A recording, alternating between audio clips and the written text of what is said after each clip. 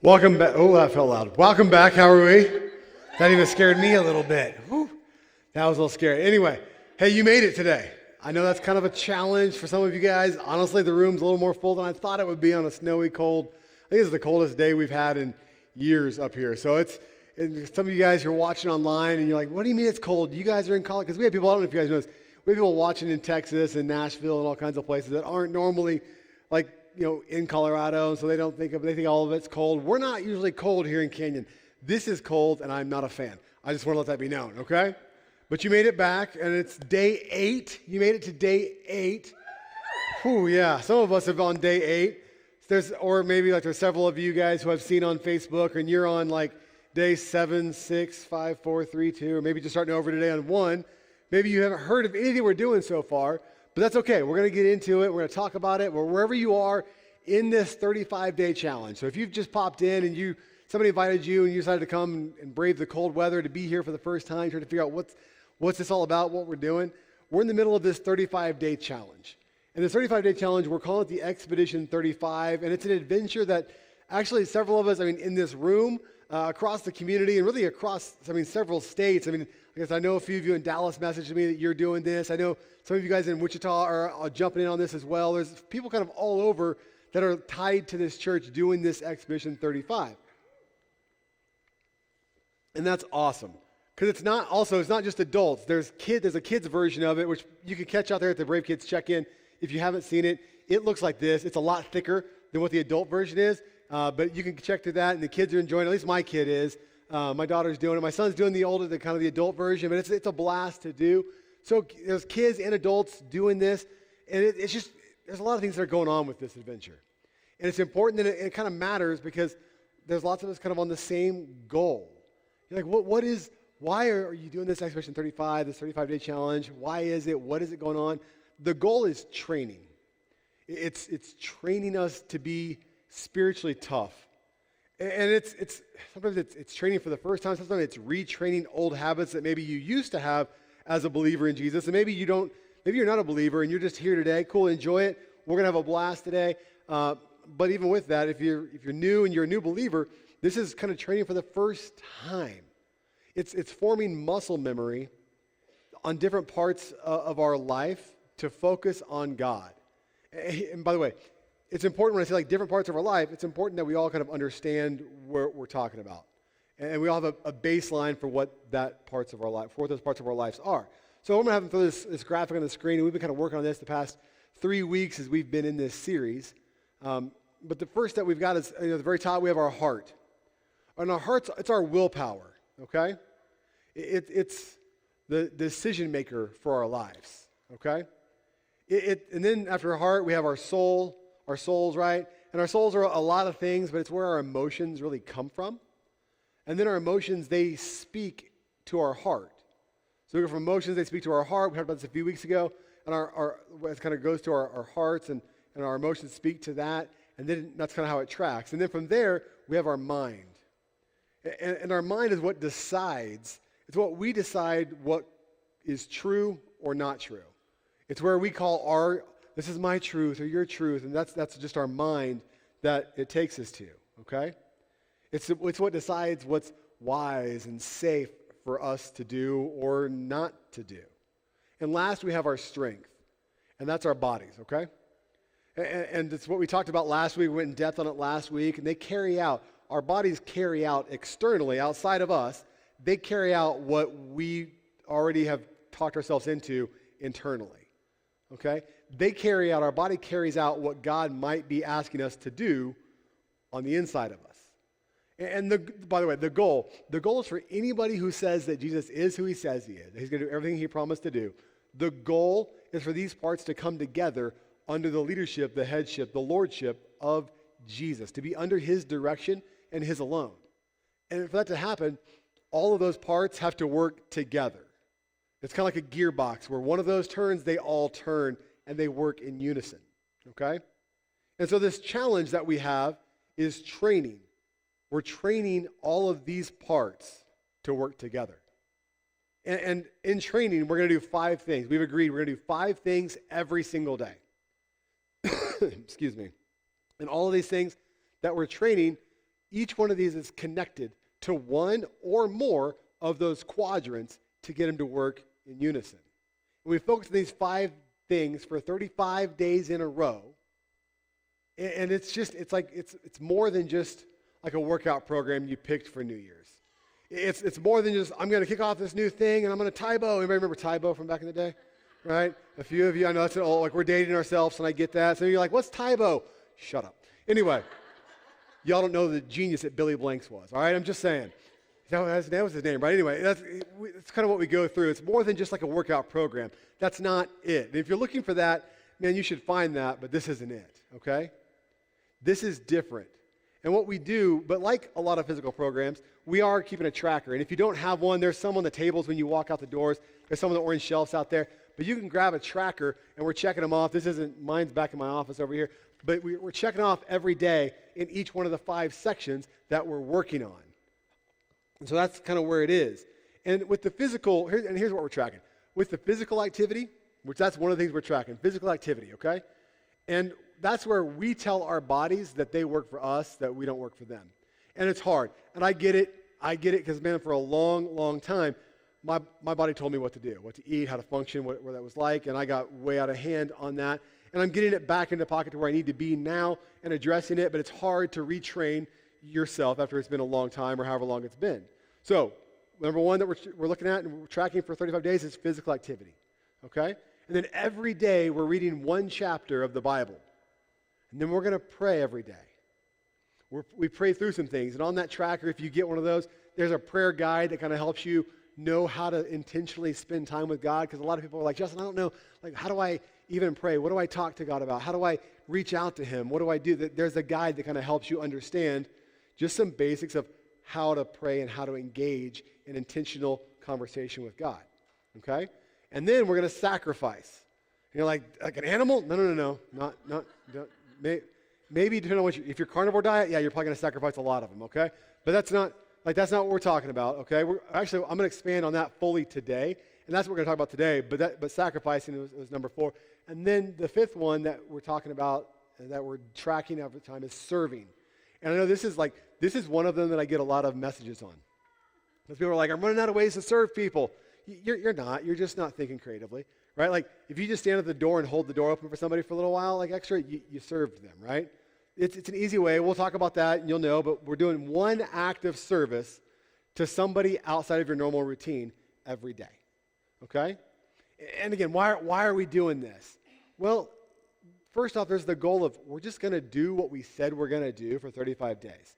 Like, we're going to build our character. We're going to build our determination for 35 days in a row. And the hope is that if we build those for 35 days in a row, that becomes muscle memory. That becomes muscle memory into our lives that results in a better relationship with God. Because I don't know about you, I want a better relationship with God. I want to continually grow with Him. And these things will help me do that if I engage them. And it becomes muscle memory, my relationship with God. We're not autopiloting it, but it becomes stronger and healthier and better because, well, we use it, right? And so that's the big thing. And the second thing is this, not just individually, but like corporately. As a unit, as a church, which there's a lot of people who aren't here today who are engaged in this. Like I said, there's a lot of people kind of all over the country in different areas that are watching this and learning together. There's something with God that works in our favor when we get together and we focus on the same things. So as a community, as a community of believers here at Expedition, if we're all leaning into this and we're doing this together, then if we come together and worship on Sunday mornings like we're doing right now, and we work together, we worship together, we learn together, we encourage each other. If we keep doing those things and we keep focusing on that, then our influence as a church grows.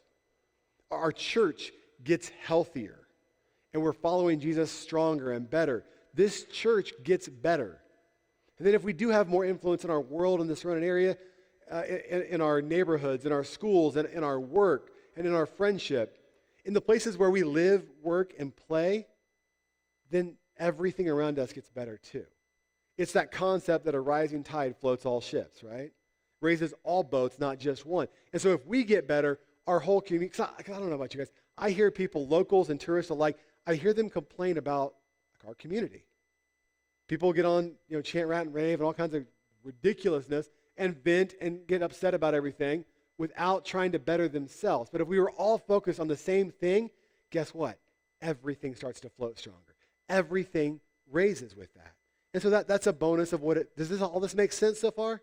Okay, so let's get into today. By the way, my name is Justin. I get to be the pastor here at Expedition, and I absolutely love what I get to do. And today we're going to talk about sacrifice. Yay, everybody's happy. This is going to be that talk where you're like, did I really get up for this? You did, and it's awesome, and it was worth it. But let's just be honest, all right? Nobody got out of bed today or jumped online in your PJs, wherever you're at, thinking, man, I hope Justin talks about sacrifice. Gee, that'd be swell. No one's doing that. I know that. Okay? Like, I know this is the thing that nobody wants to talk about. Why? Because it means giving up something that you like. I get that. Nobody wants to talk about giving up their stuff. So let's just kind of rip the Band-Aid off today, and we're just going to jump into this, and we're just going to go right off the bat. So even if you're watching at home by yourself, or even if you're in a small group watching somewhere in a living room or something like that, just play along. You can say it out loud where you are. You can drop it in a comment in the room, but show of hands, okay? So by a show of hands or comment, okay, how many of you feel like there's more that needs to be done every day than you have time to do? Okay, yeah, there's a few. Some of you have more time than me, and I'm jealous. But, there's that, right? Okay, how about this? How many of you have more things in your life that you'd like to do, you'd like to purchase? There's more things you'd like to buy than you have money to buy, right? My hand's like, I'm trying to raise it even higher on that one, right? Like, I get it. And how about just a general question? How many of you just feel like you're too busy? Like you're just too busy all the time? Me too. I get it, okay? I feel this way all the time.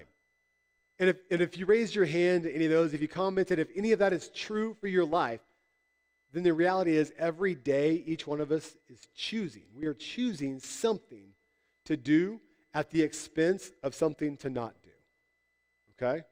We're prioritizing one thing over something else. We just are, okay? So already, and I think probably everybody at one point in time raised their hand in this room, and probably if you're being honest, commented online. Like, we all said that. So the truth is, we're all already sacrificing something. We're used to this concept of trading something for something else, okay?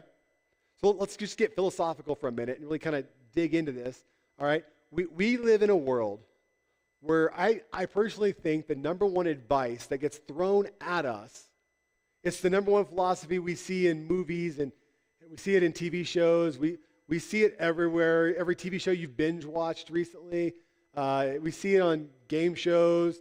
We see it at high school speeches and college graduations. We see it all the time. It all contains the same thing that we all, it's just true. We know that this is in everywhere, and it's this statement, okay? It's this number one piece of advice. It's you have to follow your heart. Just follow your heart, right?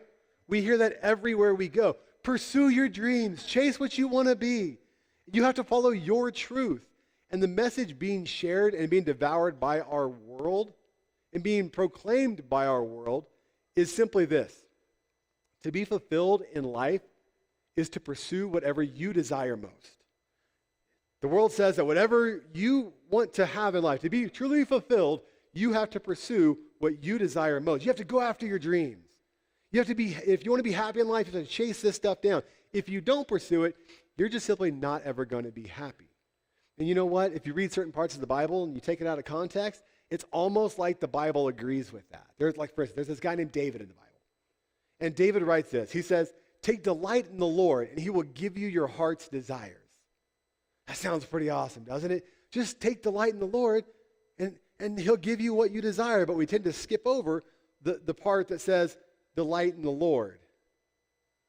Which really, what it means, what it boils down to is, when our heart's greatest desire, when the thing that we want the most is Jesus, then the result is, if my heart desires that the most, then God will give us our heart's desire, which is Jesus, which is what he wants for our lives. the reality is what happens is we'll start wanting the same things for our life that Jesus wants for our lives. And then he says this. He says, yeah, God says, yeah, I'll give you that. Of course, you want what Jesus wants. You want what God wants. You want what I want. Of course you'll get that. But what if somebody doesn't have the desire that your heart wants? Well, what if that's not Jesus? What if your heart wants to chase something that's harmful to someone else or is just flat out bad for you? What happens then? And then we're like, who even gets to decide what's good or what's bad, right? Who's in charge? Because nobody asked me what I thought was good or bad for the whole world. It's just who's in charge of that? Who gets to collectively decide that? How about this? What if your desires that you want aren't even necessarily bad? They just don't line up with each other. You're like, Justin, what do you mean by they don't line up with each other? Well, give me a second. We'll explain it. Like, what if, for example, and by the way, I don't think this is bad. What if, for example, you want to be the wealthiest, most successful person in the office? If you want your business to thrive, you want it to grow, you want to be wealthy, what if you want to be successful in your business? That's not a bad thing, okay? But what if at the same time your desire is to spend a lot of time with your family and to be the best dad and husband you can be? Because often those things don't line up, do they? Often, like to be the best mom and the best friend or the best daughter you can be, it often doesn't line up with killing everything else to pursue a career and to come out on top. Those aren't necessarily bad things. They just don't fit together. Or like you want to eat or drink whatever you want. You want to be able to do anything. You want to be able to go home and kill a pint of ice cream and a bag of Oreos, but you also want to be able to be the most fit girl at your reunion, right? You want to be the most fit guy at the gym, but you also want to eat whatever you want. They don't fit together, right? Like the nachos and beer don't fit with weightlifting in the gym, right? They just don't work together. You want the freedom that comes with having money and wealth and being single, but you also want the intimacy of a deep personal connection and a relationship and a marriage. But those don't fit together, do they?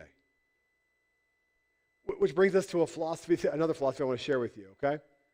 And first is this. The first philosophy is pursue whatever you want, chase whatever you want. That's your adventure. Chase your dreams. And then this is the next philosophy. You can't have it all. You can't have it all. Like, because people think about it, I can have it all. I can have everything I want. No, you can't. We can't because they don't fit together. Because we have limits, right? Like I have a limit, you have a limit, we have limits. You have a capacity load. Like don't load your truck past this capacity. Why? It ain't gonna move, buddy. It's just not. At some point, you may exceed the capacity for a season, for a while, but at some point, it's gonna break. You will break at some point. You only have so much time, so much energy, so much knowledge, so much wisdom, so much ability, only have so much money before you hit a wall. We all know this is true. We can't do just whatever we want. Okay? So what happens then? If we can't do whatever we want, well, we have to choose. And choosing one path always means saying no to a different path. It always means that. So the question isn't, are you going to sacrifice? No, that's not it. The question is, what desires deserve to die and which ones should live? That's the question. Okay? But as we play this tape over and over in our head, we go like, how can I make this work? How can I have it all? How can I do everything, baby? How can I do it all? I can do everything. And how can I keep these plates spinning? How can I keep everything up in the air? And when plates start falling, what happens? We start crying. And we start going like, what's wrong with me? Why can't I do this? He seems to do it. She seems to be able to balance everything, have a good career, a good life, and a good family. I mean, I watched that TikTok. Well, not anymore. I watched that. You did until today. We go through like, you see her do all this stuff. He does all this stuff, and I want to do all that stuff too. Why can't I do it? I must be broken. I must be a failure because I can't do this. And then it gets very stressful to think that choosing one desire means we have to reject a different desire. And so we've talked ourselves into this. We stay in this state of eternal trying to do everything. We look around and we see everybody else and go, I have to keep fighting for this. I have to keep doing it all. Anybody feel like that? I do. I do. And if we're honest, the things that we say we have to do, we rarely ever have to do. Usually it's this idea that gets driven by something that's broken inside of us. Something that never healed correctly within us. We have to keep going. We have to keep doing it. We have to do this. So what would you change? The question I have for you is, what would you cut out of your life? Or as we say in it for this challenge, what would you sacrifice? And if you choose to sacrifice that, how do you even know you're making the right decision? How do you even know you're making the right choice? And we're usually forced to make a choice. We're usually forced to make choices, especially when our past gives us an ultimatum. Like the choices of your past hit your present, and you can't help but make a choice.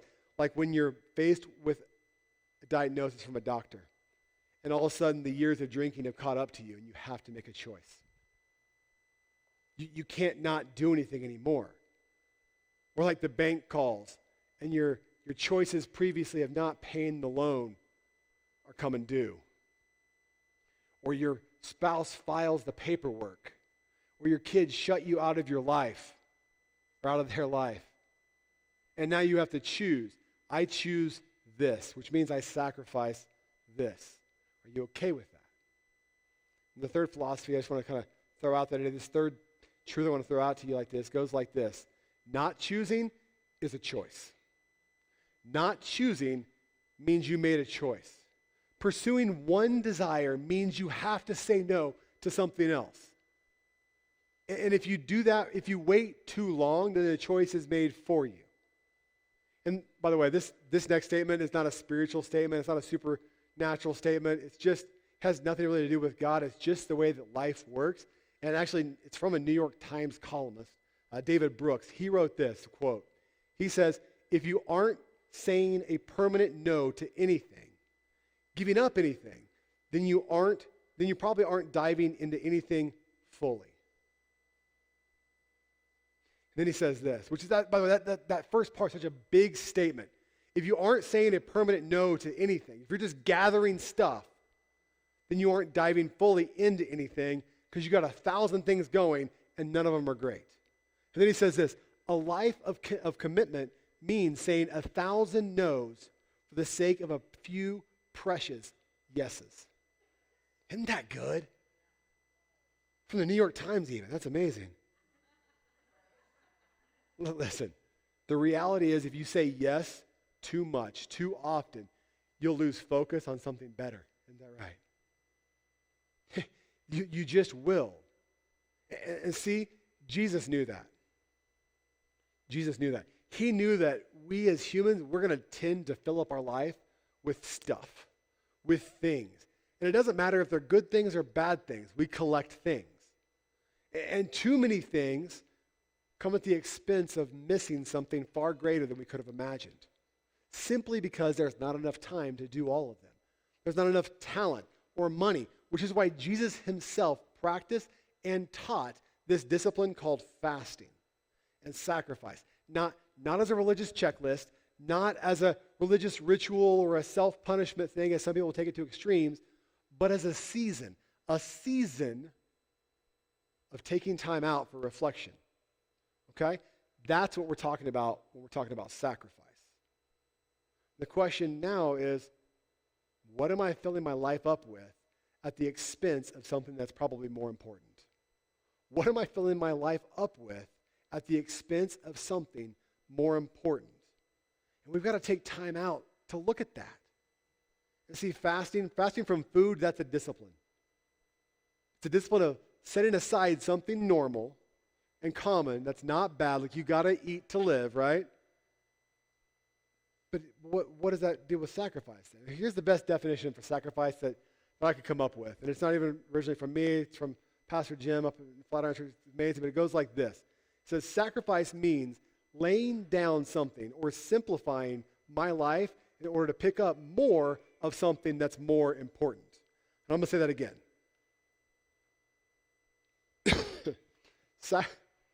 Sacrifice means laying something down or simplifying my life in order to pick up more of something that's more important. And that's not necessarily just bad things, okay? Some of you are sacrificing. You've reached out to me and you said, man, I'm sacrificing this, Pastor. Dude, that's awesome. Let's not do that for 35 days. Let's just keep that going for life. I had one person that came up to me and was like, Pastor, I know what I'm going to sacrifice for 35 days. And I was like, that's awesome. What is it? And they go, it's meth. And I went, that's a great thing to sacrifice, but how about not just 35? How about we just keep that string going, buddy? Okay? Like, I called, some of you guys are wild, and I love it, because this church is not a typical church, especially in the Midwest. I got to call some of my pastor buddies back in, like, Missouri this week and talk about what we're doing, and people are giving up stuff and sacrificing. And I'm like, man, it'd make your Bible Belt head spin, brother. I got people giving up meth and sex and porn and all kinds of stuff, and your people are giving up sugar. Like, it's a different thing. My people are giving up sugar too, but it's a different kind of sugar, okay? We are not the same. But anyway, it goes through, and like, some things aren't necessarily bad, some are, but it just means that we're going to lay something aside, okay? Because the goal of this sacrifice is to look back over your life and have no regrets. No regrets of things you held that you shouldn't have held. To lay things down, to learn to lay things down. Because sometimes we often we fill our lives up. We fill our lives up with things that are less important, and we ignore the important. Okay? This is not a question of, yeah, but if I do that, God won't forgive me. That of course He will. Of course God will. This is not a guilt trip message. I really want that to sink in right now. This is not a guilt trip. This is Jesus' attempt to get us to look at our lives, our time, our limited money, our limited talent, our limited skills, okay? And then we have Jesus going, hey, I don't want you to have any regrets in life. I want you to live through life, to burst through the end, to burst through the pearly gates, to get to heaven and go, yeah, I live my life as exactly as I should. I did everything I tried to do. I don't have any regrets from the way that you spent your life because you did it on the right things. That's what today is about. I want to give us a quick Jesus story. Then I want to throw out this challenge to you today. And then we're going to go home, and some of us are going to go like, I heard Pastor say be crazy on the way home. So you're going to like go sideways in the car, and you're going to drift, and it's going to be fun. And some of you are going to end up in the ditch, and you're going to call us, and we're going to pull you out and laugh at you. But anyway, I'm just being honest, okay? Like, did he say that? Yeah, he did. But I want to tell you the story about Jesus, okay? And this story of Jesus, this is where he's teaching. And it's a scenario kind of like this. He's not like in a room and stuff like this, but he's probably like on a hillside out in the wilderness somewhere. And these people gathered around him. And it was a huge crowd, thousands of people. They gathered to hear Jesus preaching because he's way better than me. So it's a whole different thing, right? And Jesus is just going for it, right? And in the middle of the talk, some old boys in the back start arguing. There's these two guys, and they're having a fight because why? And they're brothers, and brothers fight. So they're arguing over some ridiculousness in the middle of Jesus teaching. And finally one brother stands up, and he yells at Jesus. He yells, hey, teacher. He's like, what, dude? I'm in the middle. I'm kind of doing something, right? I don't know if he did that. I'm just thinking, right? He goes, hey, teacher, tell my brother to divide the inheritance. Because here's what happened. These two guys, their dad had died. Brother one, he's the oldest brother. In that culture, he got all the stuff. All the inheritance, all the money, all the land, all the animals, everything. He got it all, and he's not sharing a lick of it, right? He's like, no, Dad. Dad gave it to me because you're a chump. Right? That's what brothers do. And so he's like, tell my brother to share it. Share it with me.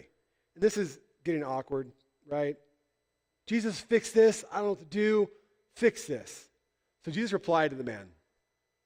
And by the way, this is I think it's funny, but he's like, hey, friend. Which is like, back to like this peaceful, calm Jesus trying to calm the situation down. Hey, friend. This is the verse, right? Hey, friend. He goes, who appointed, this is really what the verse says, it'll be on the screen for you. He says, who appointed me judge or arbiter over you? Like, this is not my problem, man. And then he says, remember the next verse. Then he says this. Remember this verse. Then he told them, watch out and be on guard against all greed, because one's life is not in the abundance of possessions. Two things real quick, okay? Two things. Apparently, there's a bunch of different kinds of greed, not just one. Because he said, guard yourself against all greed. That's a statement, right? And so the second thing is this: life does not consist in the abundance. That's not in the amount. It's not in the quantity of possessions, which begs the question then, then what does life consist of? And then Jesus goes on and tells them a parable to illustrate this. Okay, by the way, a parable, like, just what's a parable? A parable is a story that Jesus talks about real life, normal things that they would have encountered, seen, participated in, been super familiar with at that time, and then he adds the spiritual twist in. It's kind of what we're going to do when Chris did that video about 30-second theology, where we take these commercials, we kind of treat them like a parable. It's different, I know, but we kind of treat them like a parable. We go, hey, here's this commercial that you probably have seen. Let's laugh at it, and then let's talk about how we can see God behind it. It's a great day, but anyway, that's kind of what he's doing. He gives them this parable, and he says, there's a story. I love it because Jesus tells stories, right? He goes, hey, there's a story. And there's a rich man. This rich man's land was very productive. Leave that up here for a little bit, okay? But this is quiz time. It says that his land was very productive, which just means, like, and we grew up in Kenya. There's not a lot of farm land. There's not a lot of rich crop land around here. I grew up in Kansas, okay? There's a lot of rich crop land. If you have rich cropland, it's going to produce bushels, and bushels, which is like how they count wheat and corn and all that kind of stuff, right? It's going to produce volumes more than poor land. So this guy has productive land, okay? Which that's made more crops grow. But what made the crops grow? Anyway, real quick. What made the crops grow? Well, okay, water, right? But what got the crops there in the first place? The farmer, right? The farmer planted it in there. The rich man planted it in there. But if that ground doesn't cooperate, does he get a high yield and produce a lot? No. He just simply stuck seeds in the dirt, okay? I know my farmer friends are going to be ticked off at me for this one, okay? I got some farmer friends who are back in Kansas who, man, I love you guys, okay? I'm just saying you don't do anything. I'm just kidding. You guys work hard, all right? But they essentially just stick seeds in the dirt, okay? This guy's feeling pretty good about himself. He's getting pretty cocky about everything. He's pretty proud of what he grew this year. So pay attention to this next paragraph and to the pronouns that he uses in his little, not those pronouns, just pay attention, okay? He, which is the rich man, says this: he thought to himself, what should I do since I don't have anywhere to store my crops? I will do this, he said. I'll tear down my barns and build bigger ones and store all of my grain and my goods there. Then I'll say to myself, you, talking to himself here, okay? So he's got some mental health conditions, okay? But he's talking to himself here, and he says, you have many goods stored up for many years. Take it easy. Eat, drink, enjoy yourself. Check this out, this next line. But God. Okay, if you have a paper copy of your Bible, go ahead and underline that right now. Anytime in your Bible you see but God, it means the whole thing's about to change, all right? It means that whatever you think was going to happen is about to 180, take a whole different course of action, and you need to pay attention. That's a huge thing. So underline that. The story's changed. It's good. It's a good moment. It's a but God moment, okay? And it says this: but God said to him, you fool. Dang. That is not what I want to be called by God. Because this very night, your life is demanded of you. And the things you have prepared, whose will they be? In verse 21, that's how it is with the one who stores up treasures for himself and is not rich towards God. Okay, so this is a 2,000-year-old version of the American dream, isn't it? I mean, just take out farming, put in whatever career you want, put a YouTube influencer, whatever you want to put in there, whatever your chosen dream career is, throw it in there, and that's it. That's America, right? I just want to have this windfall so great that I got to buy more storage units to hold all my stuff. That's the goal, right? So why does God call him a fool? It's because the answer isn't in being rich. Is there anything wrong with being rich? No. But is the answer in being rich? No. being rich and building big barns is not a sin. One of the guys I was joking about, that my farming buddy back in Kansas, he runs like a $2 million a year farming enterprise, but his full-time job is he's a pastor at a church that my mentor works at. It's not a sin to be wealthy and to have big barns. So why is this guy a fool? I think there's two reasons. Two reasons. Do you remember why Jesus told this story in the first place? First off, it was a warning. It was a warning against all kinds of greed and teaching that life does not consist in what? In the abundance of stuff. Okay? This man is a fool, one, because he lived under the idea that success was due to his own hard work. And therefore, the rewards of his business should result in my stuff, my time, my money, for me, for all of me, my stuff for me. That's greed. That's greed. And the second thing is he stored up his things for himself. Not a sin. But to neglect or exclude God from what we have, that's different. So what did God want to do? I think one of the most convicting lines of this entire story. That I've taught, 1,000 times in my life. I like teaching on this passage. I think one of the most convicting lines tucked away in here is this guy spends his whole life preparing for a future he has zero control over. He can't control a single part of his tomorrow. Guess what? We can't either. And then something happens, a but God moment. That's totally out of his control. And then Jesus asks the question, hey dude, who gets the stuff now, sucker? Who gets the stuff now? You spent your entire life accumulating all these assets, now what? And the answer is, not you. You can't take it. And the convicting line for me is this: whoever stores up treasure for himself and is not rich toward God. Whoever stores up treasure and is not rich towards God. Don't miss this, okay? This guy completely missed it. He missed the purpose. He did not discover the purpose of his life. He missed the reason that God made his crops grow in the first place. He had a lot of stuff, but in the end, nothing to show for it. In another place in the Bible, Jesus says it like this. He's talking to his disciples. By the way, the disciples, those are the closest followers of Jesus. These are the 12 guys he went on like a 3-year camping trip with, okay? He says this: anybody, whoever wants to be my follower, must what? Deny themselves and take up their cross and follow me. Sacrifice. Something more important. You got to chase it and give up what you had. Why? Jesus says this: for whoever wants to save their life, whoever wants to hoard their life, gather their stuff, you're going to lose it. But whoever loses their life for me will what? Find it.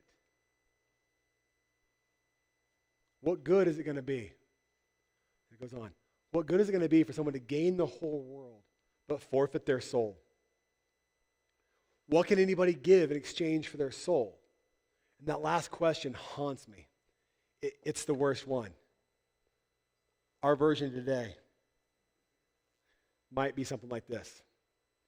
You look back over your life and you have that horrible aha moment that goes, what can I do to get back what I lost? What can I do to get back my relationship with my kids? What can I do to get back my relationship with my family? What can I do to get back my time with my spouse? How can I get back my time that I blew up with my spouse? And here's the answer. Nothing. No, you can rebuild and you can regrow and you can re-strengthen. We have people in this room who have done that, who blew up their life, who lost their spouse, who lost their kids, and have worked their tail off to get back into their relationship. But you didn't get it back. You built it again. You can't do anything to get it back, which is why we have regrets. So one of our daily tasks in this 35 days is choosing something to sacrifice, to give up, to sacrifice something in our lives. And like I said, I've read what some of you guys are posting online. Some of you guys have told me personally, and it's good stuff. Some of the things you're choosing to set aside for the next 35 days are really, really awesome. Some of you guys are like, I'm giving up energy drinks. I'm giving up sugar. I'm giving up meth, which is great. Keep that one going, right? Some of you are giving up social media and screens, and you're not watching TV, and I'm sure, listen, no matter what you're giving up, I'm sure there's a meaning and a reason behind it that matters, okay? And I'm like, you're like, I've been wanting to do this for a long time. I've been needing to do this. It's good for my health. I need to make sure that something hasn't grown into an addiction, which is good. Some of you guys, I've had these conversations. You're discovering that you actually were addicted to something you didn't think you were. You didn't even know you could be addicted to this stuff. And then now you're going, man, no, I was addicted not only necessarily to the substance, but maybe to the action. And there's all these things. You're feeling it. You're getting it. Some of you guys have given up weed and sex outside of what God calls marriage. And listen, today, I don't want to make light of that or make that feel smaller, because all of those things are important and valuable. There's a cost to it. You're feeling it, aren't you? Right? I'm feeling what I gave up. And it was really hard because I gave up a bunch of crap out of my life a few months ago, which has resulted in some amazing things in my life, but it's been hard. You're feeling it. There's inconvenience, there's discomfort, there's stress, there's anxiety over it sometimes. But after listening to this, I think you know where we're going with this. But you realize that the 35-day challenge is it's just dipping your toe into something bigger, something deeper, something that God might want you to pay more attention to than those energy drinks, than that sugar, than your doom scroll. Like what? What, Pastor? Like things like changing your diet, changing your alcohol consumption. Those are good ideas. You should keep doing that. But Jesus said whatever goes into your body, that's not what determines your relationship with God. But what comes out of your heart is the biggest indicator of where your relationship with God is. And Jesus says the number one revealer of what's most important to your life, of what's most important to your heart, of what you care about most, is not the energy drink that you drink or you don't drink.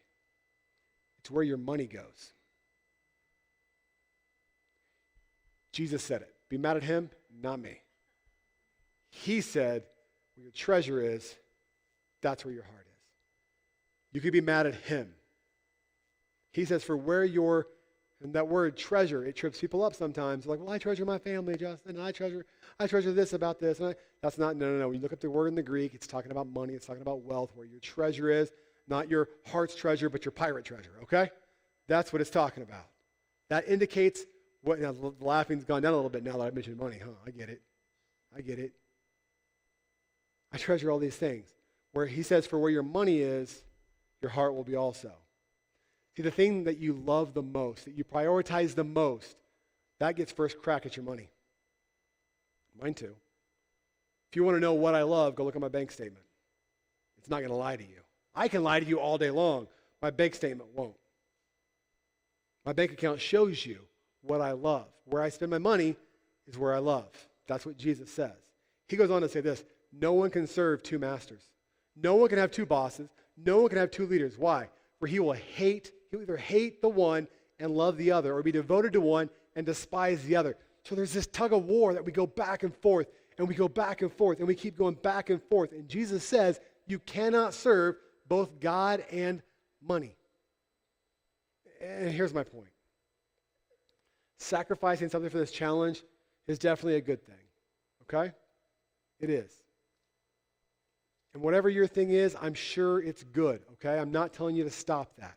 But what if, just hypothetically, what if on this 35-day challenge, this Exodus 35, what if the sacrifice that you give was to take a step towards the biblical teaching of giving and generosity and tithing?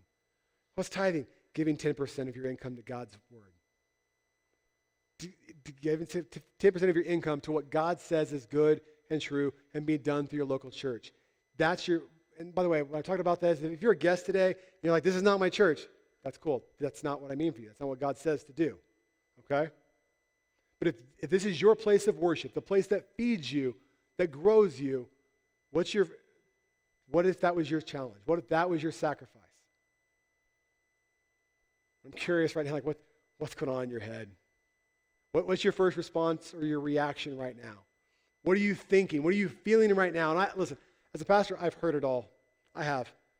You're sitting here, well, this is why I shouldn't have come. I told him I shouldn't have gone to church today. I told her I shouldn't go. Then I shouldn't have woke up. I should have stayed toasty in my bed and had a fire and some s'mores and some cocoa today. This is ridiculous.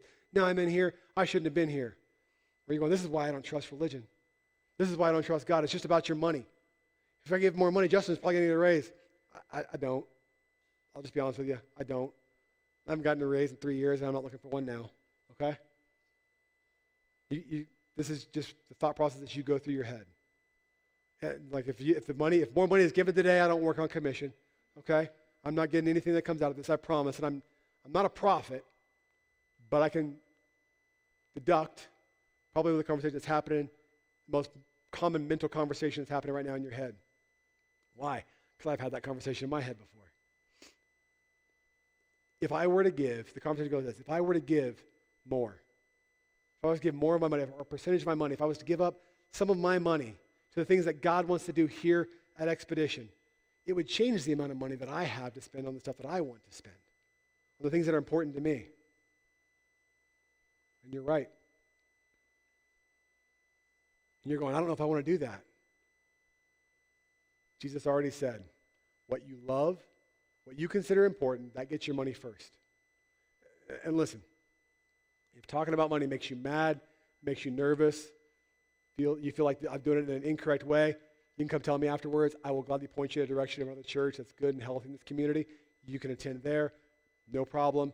We're not your cup of tea. I'll gladly help try to find you your cup of tea, okay? It's not about that for me. But I'm just saying this is what Jesus says. And I'll just say this. Nothing reveals, and this is exactly how I want to say it, nothing reveals my priorities or your priorities more than money. And this church, I love this church. I do. I love this church. I love this church. It's been a super generous church, especially when we throw out a big project like this matching grant that Amber talked about a little while ago. We as a church, as our local body, has raised more money than I ever thought we would. And you guys have been incredibly generous towards doing that one-time gift. And it's been amazing. If you guys remember back, I challenged us to give $10,000, and we've given over 18 now. That's going to help us not only open, we're tapped out in Kids Space. Not only is it going to help us open one room that we set out to open, but we're going to open a second one, hopefully very, very soon. Like they're both should be going, yeah, you can clap for that. That's awesome. Justin, why do we care about opening more Kids Space? Because we're tapped out. Most of the weeks, our rooms fill up, and we have to tell parents, no, we don't have any room for your kids over here, which is crazy to me. I hate that. So we open up 2 more rooms, which means that we can open up more rooms and take more kids and they can hear about Jesus. That's awesome, okay? That's an amazing thing. It's going to help us do, by the way, the rest of 18 is going to help us to open up more outreach to the community, to reach our city. It's going to help us operate in the black and not in the red, okay? That way we don't have to go into debt. Man, this is awesome. This is incredible, right? You guys did this. And if I threw out a challenge right now and said, hey guys, I got an event coming up, but we can't be in it because we don't have money, I'm willing to bet that the one-off giving would be done within a couple weeks. I'm willing to bet that it would happen, but I'm not talking about that today. I'm talking about making sacrificial giving a normal, everyday muscle memory in your life, in your spiritual life. Okay? Not so that we get your money, but to ensure that you don't look back over your life and have this horrible aha moment that you lived for the wrong stuff. And by living for me, often I miss out on living for what God wanted to do through me. And I don't know about you, I don't want that regret. So here it is. This 35-day challenge, this Expedition 35 we're in, here's what I'm going to ask you to do. If you call this place your place of worship, this is your church, here's what I'm asking you to do for the remainder of the challenge. When you go into your intentional time of prayer today, would you use part of that time and ask God what He is telling you to do when it comes to your giving? When it comes to giving for the first time or increasing and sacrificing giving. And if God says, no, don't worry about it, then don't worry about it. Okay? And second, though, if you consider adding to that sacrifice category, yes, keep sacrificing your alcohol, keep sacrificing your sugar, do all that, but ask God, what percentage of my income should I start at? And that's between you and God, okay? That's between you and God. But would you ask Him about considering giving here at Expedition? That includes, folks, if you're online and you watch us every week and this is your church, this is where you get fed, that includes you. To be clear, I'm asking you and me, all of us corporately, if this is your church, if this is what's feeding you and growing you, I'm asking you to do the same thing, right? Why, Justin? Why are we talking about this today? There's two reasons. I want you to know this. The first is we have a need. We have a need. We do. By the way, we're not failing. We're not falling apart as a church. We're not dying. But currently, due to us being a younger church, we've only been around for a little over 2 years, okay? We operate about $60,000 a year behind our budget. We do. We operate about $60,000 a year behind our projected giving in this next year, 2025's budget, and that means we don't pay our own bills. Now, here's the other part of that hand. We do have some generous churches that are across the country that have partnered with us, and they help fund what we do here. But at some point in time, like when you're a student, like when you are in high school, your parents pay for everything, right? Well, they should if they're decent parents. Your parents pay for stuff, they take care of you, they teach you well, but you grow up, you move out, and what do? You pay your own way, and you pay your own bills. Some kids are shaking their head at me. That's hilarious. That's funny, and your parents are in for it, I'm just saying. But at some point, we own our own budget and what we can and can't do as a church. So we have a need. Just what does the church pay for? Look around. Look around. We pay for the lights, the gas. I mean, it's not super warm in here, but it's warmer than it is outside. I promise you that, right? We take care of our own stuff. At some point, we have to take care of it, right? And it's ultimately our responsibility. And I could blame it on a lot of things. I could, but I'm done making excuses. The truth is, we're humans. We're human beings. And the second thing is this. Some of us are new to church as a whole. This whole giving to Jesus thing is weird. Like you didn't grow up, most of us didn't grow up in the Midwest. Like I did and a few others did, where you grew up and knowing what church was and tithing was and giving, and your grandma did it, so you just did it. But sometimes we think that we walk into a building like this, and we think that like Jesus' dust is sprinkled over and everything's magically paid for. That's not how this works, okay? We have bills to pay, we have salaries to pay, we have all that stuff, okay? And just going to church, having a church that you love, that you cherish, it takes finances. And I'm going to be very open with you real quick. If you're here at Base Camp, if you're online, you can't really see this, but you'll get it. If you're watching online, you realize that something was bought to pay to stream all this stuff, right? And so if you're here in this room, though, look to your left, look to your right. There's chairs around you. Each one of those chairs has a budget number attached to it. What it takes for us to do church financially every week, just to pay our bills, is $23 a chair. That's what it costs. Whether that chair is full or empty, doesn't matter. That's what our budget breaks down to every year. Okay? $23 every Sunday, every chair. I'm just pulling back the veil. You can see everything. I don't try to hide anything. This is just where we are. It all takes that. It's what it takes to make Base Camp and our online outpost work. So that's number one. The secondary reason is this. Let me give you the primary reason that you should look at giving here. Vision. Vision. Listen to your heart. Let God communicate to you through your heart right now. Believe me, God is up to something here at this church. At the Life of Exhibition, God is doing something that is supernatural. And I think if you call this place your church, if you've been here for a few Sundays, if you're stringing something together, you can feel that, right? God is doing something here. You felt it during worship. You felt it when you were met with your friends here. There was excitement over the last several weeks in here. And one of those things that's been glaringly obvious to those of us in leadership for a very long time is our next generation. We have a gap right now. We do. We have a gap from what this room is like to what our kids' rooms are like. And we're getting those better. We're getting stronger in those areas. We're getting more dedicated in those areas. But we have to take better care of our next generation. And listen, folks, this is just a little family talk, and if you're here for it, this is a bonus for you, right? But the world is experiencing a loss, and hope is destitute. There's a horrible sense of purpose in our world, and record numbers of young people are losing their life to self-infliction. Okay? When I say next generation, here's what I'm talking about. Birth through the end of high school. That's what our focus is right now. We have to take better care of them because they're hopeless. They're purposeless. They feel lost. And the past and present church in America is losing the war with their hearts. They're walking away in droves.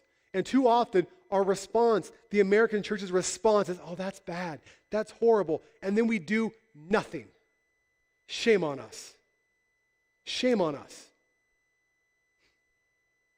And most of us, most churches, we put up a white flag, we raise it and go, we just don't know how to reach young people anymore.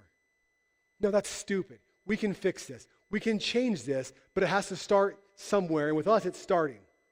Listen, I don't think it has to be that way when they experience a loss and a hopelessness every day of their life. Something needs to be done. And I say that Expedition needs to be on the cutting edge in this community for reaching those that are far from God but close to us, and that includes the next generation. So I'm saying, I'm going to propose this, I'm just going to say it, we're going to do this. We as a church, we are throwing a disproportionate amount of budget and money towards next generations. We just have been all year, and we're going to keep doing that.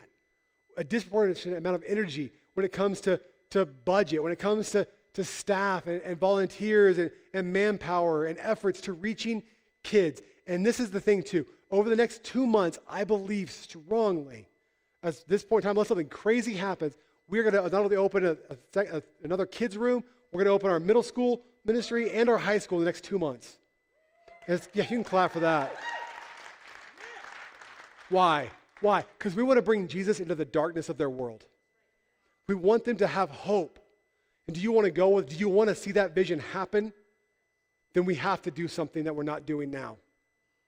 We have to have the ability to make these moves and these choices. And also, like we believe strongly in planting and starting more churches throughout all of rural Colorado. We believe in that. We want to see that happen, but we will not devote a disproportionate amount of money to that when we have to still take care of our region and our kids here. We have kids right here in this community who are dying on the vine spiritually, relationally, emotionally, and physically. And I'm done with that. We have to take care of them. So when you sit here and you think, he just wants our money, you're dang right. I'm not going to lie about it. We do. Why? Because we have a mission. And without that, we will fail. We cannot throw nothing at something. And so we're going to do it. We're selling out to the next generation in this community, whether they're already at our church or not here yet. I think God wants to do more through this. And it's going to cost money. And you have to decide if your thing that you crave in life, that you want to spend whatever on that you're doing, if that's more important than what God wants to do to the next generation here. And by the way, like I said earlier, this isn't your thing. You're like, this is too pushy. I can't believe he's talking like this. All churches all wants is money. Listen, I will gladly point you to a different church in this community that's strong and faith-filled. I'm okay with that. Will it hurt? Will I be sad? Yeah. Do I want what's best for you spiritually? Yeah. Do I think you're absolutely wrong and biblically inaccurate for that? Yes. But I'll gladly point you to another church. It's not about that. So if you want to be a part of it, though, then pray and then get off your knees and give to what God is doing. You can give in the buckets every week. You can give online, which is what my family does. We schedule it online. Why? So it's muscle memory, and it just happens for us.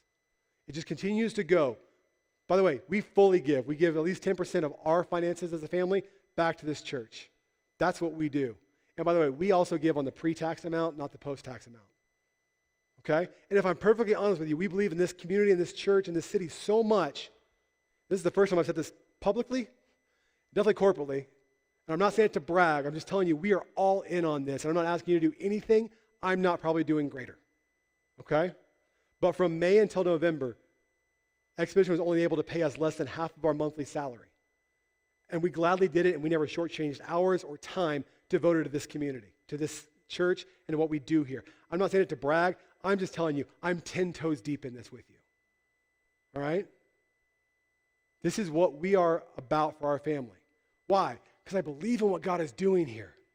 I believe this is supernatural and God is doing. Some of you are saying, yeah, I know, Pastor. I just got to pray about giving. I got to pray about doing this and seeing what it is. Let's pray. Dear Jesus, we're here. We're going to do what you said to do. Amen. You don't have to pray it and ask God if he wants you to do what he already told you to do in the Bible. I'm not sure if you're familiar with that concept, but you don't have to. Now, do you have to pray about the wisdom of how to get there because maybe you've strapped your life in different ways and you've got to level up to it? Yes. But I can promise your hobby isn't as important as what God does. I need to shut up. Here at Base Camp, I'm not shutting up. Here at Base Camp, here's what I want you to do. If you're at Base Camp or you're online, if you're here at Base Camp, pull your phone out right now and scan the seat back of that code in front of you, that seat back on that QR code and the seat back in front of you. If you're online, you can go to the website, itsanexpedition.com/give. There's a give button. My challenge to you is this. If you're already giving something on regular giving, up it by 1%, by a percentage of whatever your income is. If you're not giving anything regularly, start. If you're a single person, you're just one person, start by giving $20 every week. That's simply not going to McDonald's a couple times. That's all. Start that. Or how about this? If you're a family, how about you add up what going through the drive-thru up to church is going to cost you, and you go home and you eat at home instead today. And you start by not going out to eat once a month. You figure out what that one time a month or one time a week is for your family, and you give it to God instead.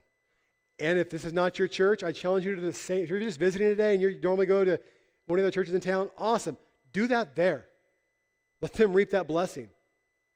If you're not giving, because I can tell you right now, whatever God is doing is way better than that crappy McDonald's you're going to eat anyway. Without apology. That's what it is. It's going to be 30, 40, 60 bucks, whatever your family is, and then it's gone. You have a full belly for a couple hours, and you just rent that, and then it's gone. With that same amount, we can stabilize this city and reach a generation for Christ. Here's the deal. I wasn't necessarily planning on this, but yeah. Here's what we're going to do. If you stretch that out for 90 days, we have this thing, you can, on the seat back in front of you, you can scan that too. We have this thing called the 90-day challenge. Meaning that if you give consistently for 90 days, you put on recurring giving, you give for 90 days where we can track it. At the end of this 90 days, if you go, Justin, my life was not blessed. God didn't help me. God didn't provide for me. I suffered greater in this. At the end of the 90 days, you come and tell me. I'll have our bookkeeper look it up. We'll see how much you gave. If you're like, I gave $1,000, I gave it in cash and didn't put my name on it. Ha, ha, ha. No, you didn't, right? If you could give it through a check or you track it on, or you do it, give it online where we can track it, in 90 days, you can say, I was faithful. I did this. I listened. My life wasn't blessed. I'll write you a check and give it back to you. I'm not after your money. I want your heart to be with God. And it's a spiritual discipline, and it's difficult, and it's hard, and I'm not saying this is easy. I'm not. But let's pray and get out of here. God, thank you so much. Thank you for your sacrifice, God, and for your giving into who we are. For you giving your son. For you continuing to reach people who are far from you but close to us. And letting us have a hand in that. I know today, God, it's not a challenge. It's not a normal message that you come to church and hear and get excited about and then go home and get all fired up about God. But I pray that you're going to use this mightily in the lives of everybody in here and those watching online. That you would use it to get us closer to you.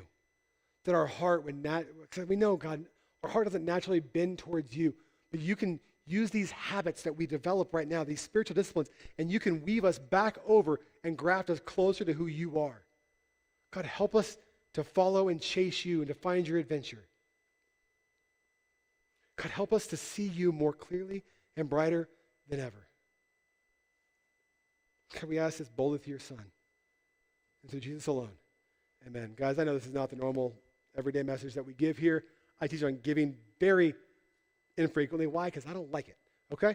It's hard. It's difficult. Thank you for sticking out with me. I do have 2 announcements real quick. Our band's going to sing us out. First off, this one's for the fellas, okay? If you're a guy in here or online or wherever you're at, we kind of went on pause for men's groups for a season. It hit the holidays, and one of our leaders got sick for a while, so we were trying to figure out what was going on. I met with one of our other leaders last week, and we're going to start it up, and then when our leader gets fully back into it, and he gets healthy again, he's going to jump back in and jump in with us, so no problem. But wait, he's up here front, by the way. Matt and Debbie. Matt and Debbie are here, and I couldn't be more pleased. Those of you guys who don't know, Matt and Debbie were very ill. Matt was in the hospital, super ill, not even a couple weeks ago, not even. And to see God restoring them to where they are today is absolutely incredible healing. But men, we're going to start up on men's nights again. It's going to be Wednesdays, 6:30 to 8. All you got to do is show up, okay? Just show up. We're going to hang out here for a while. We'll do some fun stuff out there. And then we're going to meet and they're going to discuss, have discussion groups. We're going to have 2 different kinds of groups that are starting. It can be life-changing. We've seen it already in the first couple iterations of it be life-changing for some of the guys that are a part of this. And it's here Wednesday, not this Wednesday. We'll start next Wednesday. So that we have enough time to clear your schedule and make your priorities, sacrifice something so you can be here for what's better, okay? See what I'm doing there? This message is working. Anyway, so you can be here. And then part of that as well is one of our great partner churches, Cross Creek up in Fountain, Colorado. Amazing church. Fellas, they invited us to go on a men's retreat with them in March, okay? So we're going to go up to Horn Creek at Sky Ranch. It's like $155. I don't know anything about it other than they just invited us this week. We're going to learn more. We're going to go spend I think 3 days up in the mountains hanging out, doing godly stuff. We're probably going to scratch and grunt and all kinds of stuff like that. I don't know what we're doing. But we're going to... Hey, by the way, Ron's back. But we're going to have fun. I don't have a sign up or a login or anything to register for the men's retreat yet, but get it in your head because I know I think it's $155. Don't hold me to that. I think that's the cost of it, which covers all of your meals for that time and your overnight stays there, okay? So, but I know you have to budget and set stuff up and set it aside, so start planning now and we'll be there, all right? And then the last thing I've got is normally we have Growth Trail today. It's cold. We're going home, all right? So we're not going to do Growth Trail today. So if you were here for that, my apologies. We'll kick it back up next week and get that finished out for us. Other than that, I'm going to turn it over to these guys. They don't have no video, right? Because okay, cool. I'm going to turn it over for them, and I'm going to stop talking because I'm tired. Whoever finds God. He got me. All right, whoever finds God? All right, guys, stand up.